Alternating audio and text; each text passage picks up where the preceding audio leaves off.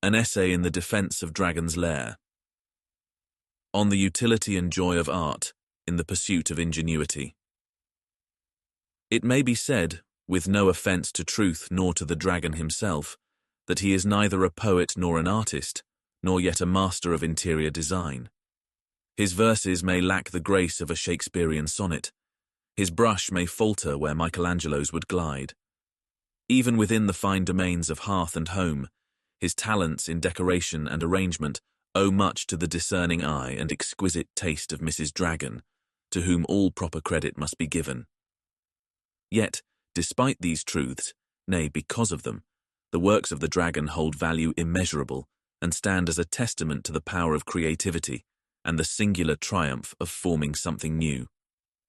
If we are to judge art by its usefulness to the artist himself, and if, furthermore, we are to cherish creativity as a sacred power, even above mastery of form, then let it be said that Driigun's art, humble though it be, has been a labour of great value and a worthy pursuit indeed.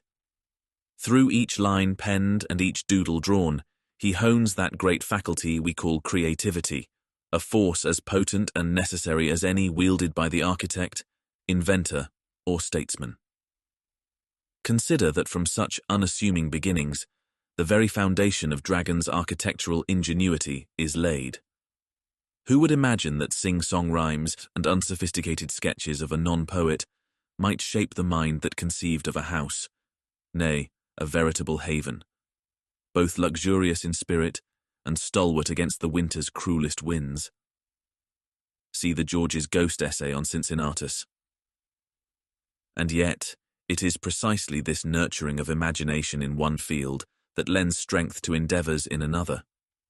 It is no small feat to withstand the ridicule or, worse, the silence of the world as one pursues art for art's sake, when one's art is not of the highest calibre. But Driigun, resolute, perseveres. And in his perseverance, he exercises the muscle of invention and stirs that superpower of insight, a strength that eventually gives rise to designs of real and lasting value. Thus, his house of multi-level radiant floors, engineered lumber, and Gipcrete shall stand as a testament to the training ground of creative play, born of the humblest poetic lines and most inconsequential sketches.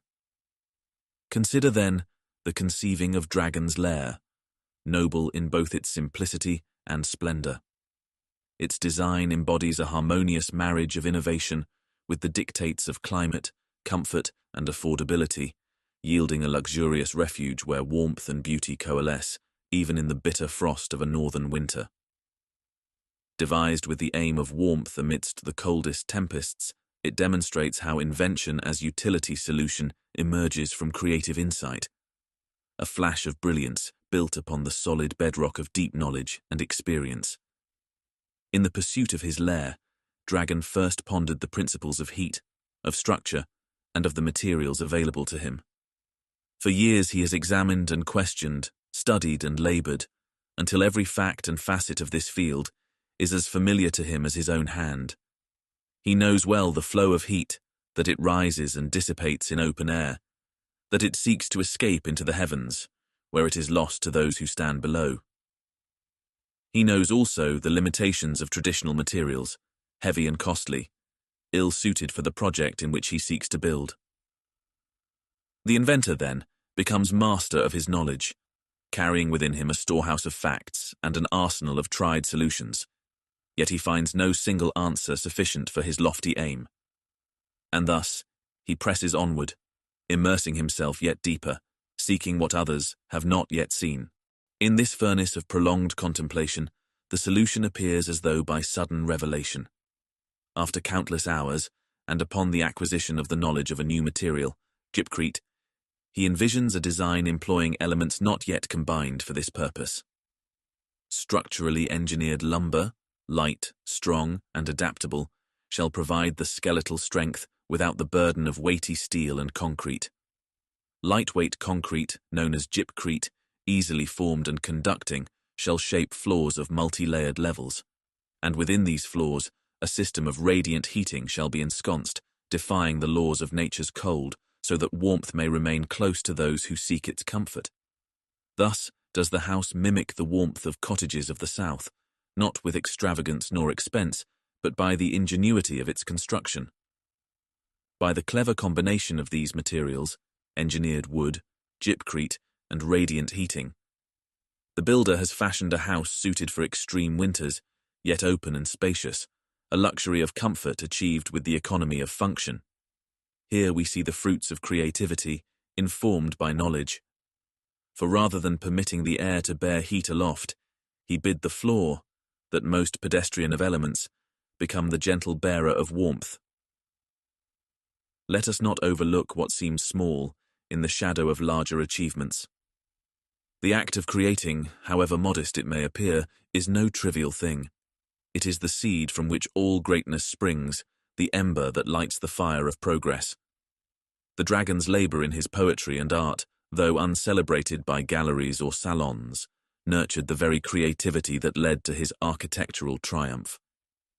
It is no contradiction to say that a man who is no poet nevertheless owes his greatest works to the poet's craft, for it is in the exercise of imagining and shaping that the mind learns to create new forms. Consider, too, the sheer audacity of finding a better way. The dragon's cottage, with its ingenious use of materials and warmth-saving designs, stands as a quiet revolution against centuries of tradition. Where many have built homes to endure the cold, few have, if any, sought to transform the very experience of dwelling in such climates, in this specific way. It is no small feat to see what others have missed, to conceive a solution so simple and yet so profound that it seems, in retrospect, self-evident. In reflecting upon this invention, let us esteem not merely the final product but the very process by which it was born.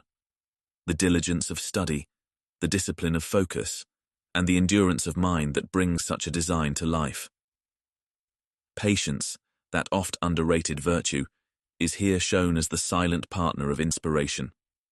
Exhaustive familiarity with one's field, a familiarity so deep it becomes second nature, produces a richness of understanding that enables the rare and sudden leap of insight. Thus we see how invention itself is an act of virtue, a testament to what humanity may accomplish when armed with knowledge, discipline, and imagination.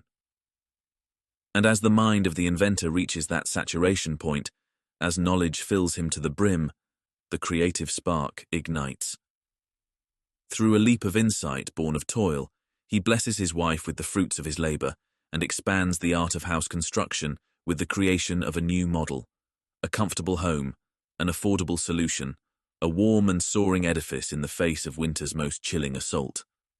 Let us therefore hold this project as a testament to the power of steam, pun intended.